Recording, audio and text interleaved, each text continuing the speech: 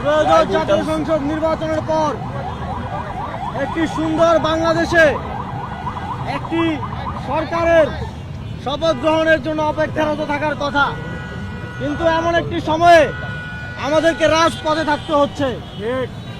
কারণ 2018 সালে ফ্যাসিবাদী আওয়ামী লীগ শেখ হাসিনা ক্ষমতায় থাকতে যেমন ধানের শীষে ভোট দেওয়ার কারণে, নৌকায় ভোট না দেওয়ার কারণে নোয়াখালীর সুবর্ণচরে আমার বোনকে ধর্ষণ করা হয়েছিল, ঠিক একইভাবে হাতিয়ায়, একই নোয়াখালীর হাতিয়ায় শাপলাকলিতে ভোট দেওয়ার কারণে আমার এক বোন ধর্ষণের শিকার হয়েছে।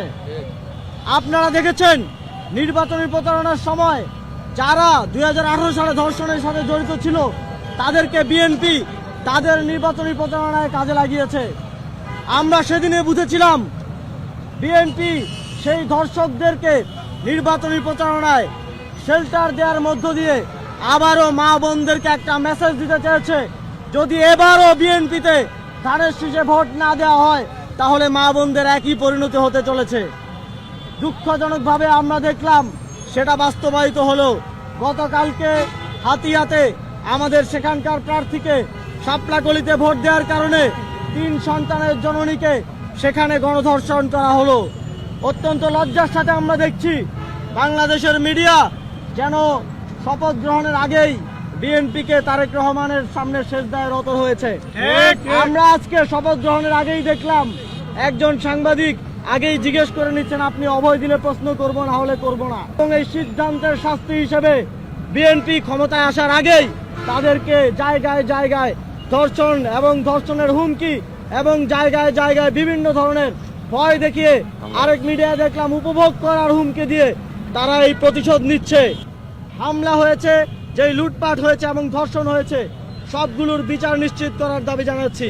নির্বাচিত হওয়ার সাথে সাথেই তারা আবারও ভারতের কসাই খেত নরেন্দ্র মোদীর হাত তাদের কাঁধে চায়।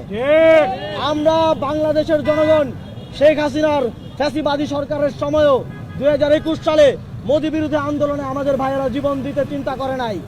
মোদী যখন বাংলাদেশে আসতে চেয়েছিল, শেখ হাসিনা যখন মোদীকে এই দেশে নিয়ে এসেছে, একদিকে মোদীকে নিয়ে তারা ফুল দিয়ে বরণ করেছে, আরেকদিকে বাংলাদেশের জনগণ, বাংলাদেশের তরুণরা রক্ত দিয়ে রাজপথকে বরণ করেছে। সুতরাং আপনারা আবারও যেই কসাইরা এই দেশে আধিপত্যবাদ কায়েম করেছে, যেই কসাইদের লেসপেন্সাররা এই দেশে ফাঁসিবাদ কায়েম করেছে, তাদের হাত কাঁধে নিয়ে আবারও বাংলাদেশে জুলুমতন্ত্র কায়েমের স্বপ্ন দেখবেন না।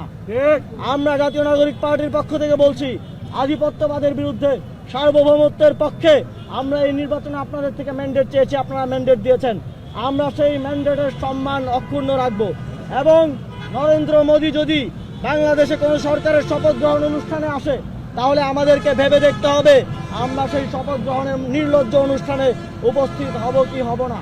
সুতরাং আপনারা এই দেশকে যারা জুলুমতন্ত্রের শিকার করেছে তাদেরকে সাথে নিয়ে, তাদের আশীর্বাদ পুষ্ট হয়ে এই দেশকে শাসন করার স্বপ্ন দেখবেন না।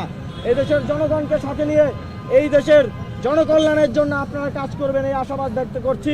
এবং হাতিয়াতে যেই ধর্ষণের ঘটনা ঘটেছে, দ্রুত সময়ের মধ্যে যারা এর সাথে জড়িত সকলকে গ্রেফতার করে দৃষ্টান্তমূলক শাস্তি নিশ্চিতের দাবি জানিয়ে আমাদের আজকের এই কর্মসূচি। এবং একই সাথে যাদের উপর সারা দেশে হামলা হয়েছে, লুটপাট হয়েছে, যাদের বাড়িঘর দোকানপাট ধ্বংস করা হয়েছে, তাদের যথেষ্ট ক্ষতিপূরণ এবং সেই ঘটনাগুলোর দৃষ্টান্তমূলক শাস্তি এবং গ্রেফতার দাবি করে আমাদের কর্মসূচি এখানেই শেষ করছি। আমরা প্রয়োজনে আমাদের 11 দলীয় জোটকে সাথে নিয়ে সামনের দিনে আরো কর্মসূচি দিয়ে যেতে পারি। আপনাদের সকলকে ধন্যবাদ। আসসালামু আলাইকুম।